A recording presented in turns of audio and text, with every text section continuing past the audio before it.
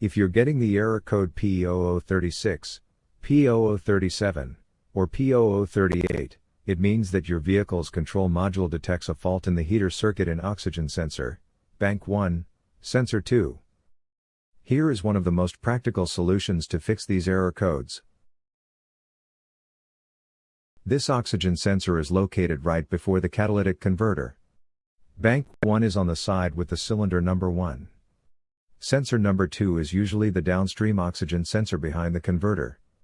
Visually check the oxygen sensor's electrical connections, wire harness, and metal tabs for any damages. If damages are found, then replace the oxygen sensor.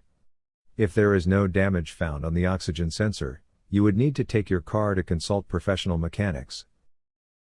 So here is one of the most practical solutions to fix the P0036, P0037, and P0038 error codes. After the repair, you can now use the ZOOS app to clear the error code. And tap the rescan button one more time to make sure everything is fine with your vehicle. To save more money on car expenses, claim a free engine code scanner at the description link below, or check out the video here for more info.